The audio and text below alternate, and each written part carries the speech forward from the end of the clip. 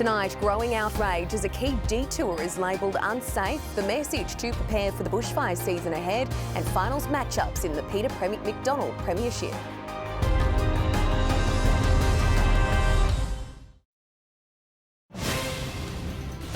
Tonight, chaos and dangerous highway detour becomes a crash hotspot. Driver hospitalised after vehicle flips in parked car crash. And all hands on deck as brutal bushfire season looms. Across the Central West, this is Win News.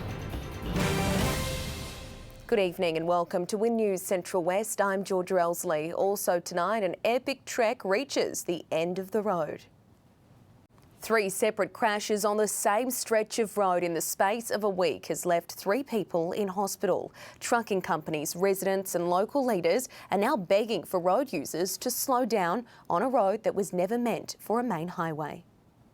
The scene of disaster. Over the last 7 days, there have been 3 separate head-on crashes involving a car and a truck on the Darling Causeway. Georgia Fisher, Win News. A driver has been rescued after his car crashed and flipped onto its roof in Orange. At around 6 o'clock last night, the car crashed into a parked vehicle on Adina Crescent, sending it flying onto its roof. The driver, a 43-year-old man, was freed from the car and taken to hospital for treatment. Jeong is now home to one of the country's largest mosques outside the capital cities. Hundreds turned out today for the official opening in Jeong, where Muslims now make up around 10% of the population. The new mosque can hold around 1,000 worshippers, almost 5 times as many as the old building, which had become so crowded people were praying outside. Community leaders say Muslim families have increasingly made the town home, attracted by its mosque, Islamic school and close-knit community. A fundraiser is underway to help complete the fit-out, including carpeting and other fixtures. With almost 40% of the state in drought or drought affected, more than 15 organisations have come together to prepare for the dangerous bushfire season ahead. Fire crews are racing to get more hazard reduction burns done before summer, while urging residents to be ready for the worst.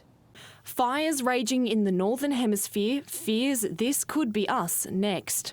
What we're expecting to see is above average temperatures and below average rainfall in the lead up to summer and through the summer period. Amy O'Halloran, Win News. A man has been charged over a string of alleged thefts around the Central West. The 23-year-old was arrested at a home in Parkes yesterday, accused of stealing a fuel trailer and diesel valued at over $30,000 from a home in Parkes earlier this week. Police allege the man also broke into a construction site at a local school and took multiple tools. While raiding the home, officers also allegedly seized prohibited drugs. The man was taken to Parkes Police Station and charged. After a 6-day journey, a charity convoy has crossed the finish line, celebrating their achievement by raising over $750,000. The 2026 Variety Backyard Bash charity ride finished up today, with over 200 drivers descending on Mount Panorama. My old beast that's been bashing for 40 years will end up in the Motor Museum here, which I'm very happy about that. The ride raised $750,000 for Aussie kids who are sick, disadvantaged or living with a disability. There's growing concern surrounding the safety of school children being posted on social media. As artificial intelligence continues to develop, experts are calling on individuals and organisations to reevaluate whether posting children online is safe anymore. Children are constantly posted on social media to highlight the achievements of students. Landmark e-bike laws have come into effect across the state today.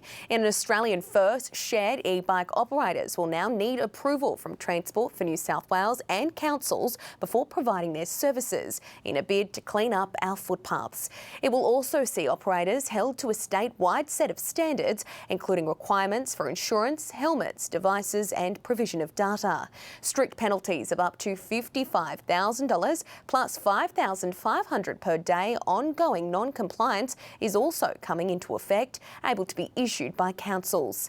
Councils and authorities will also have the power to establish dedicated parking zones and bays, as well as no-go and go-slow zones.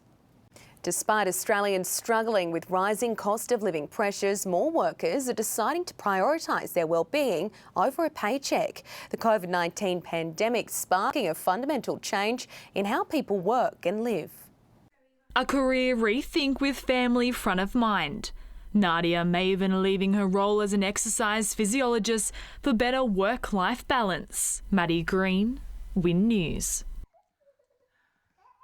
One of Australia's largest warfighter field training operations is underway. Exercise Posier's Run, allowing the 1st Australian Division to test out its skills and new game-changing reconnaissance vehicles. Building readiness, strengthening control and integrating combat capabilities. This is Exercise Posier's Run. Sport is next, including the Wallabies chasing consecutive wins and finals time in the Peter McDonald Premiership.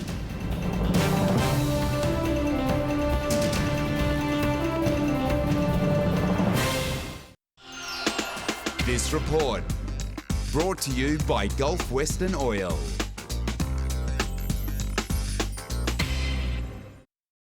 We're down to the business end of the Peter McDonald Premiership season, with finals kicking off this weekend. Tomorrow, minor premiers Mudgee take on Macquarie, while Orange Hawks and Bathurst St Pat's meet with the loser knocked out. The teams only met last week, with St Pat's scoring a convincing win.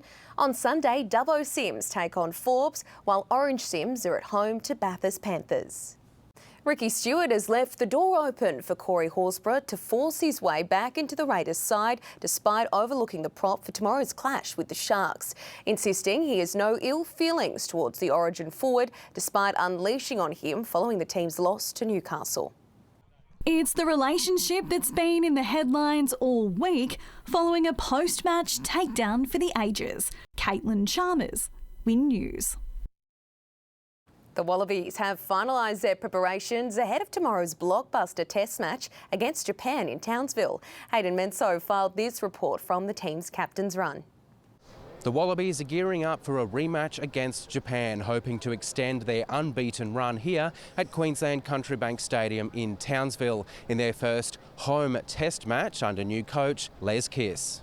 And that is our night in sport. Weather is next with Jeong, and blue skies are expected over the weekend, though it could get breezy at times. Stay with us. Your weather forecast is after the break.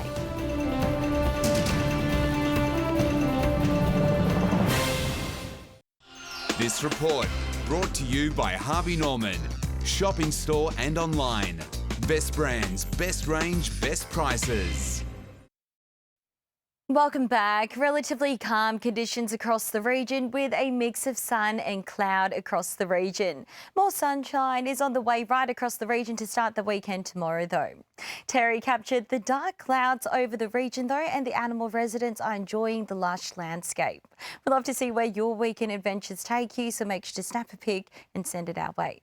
Now let's take a look at the details from today. A few clouds lingered over Nyngan and temperatures warmed slightly beyond the forecast top, and sunny blue skies peaked over Dunedoo following a frosty morning.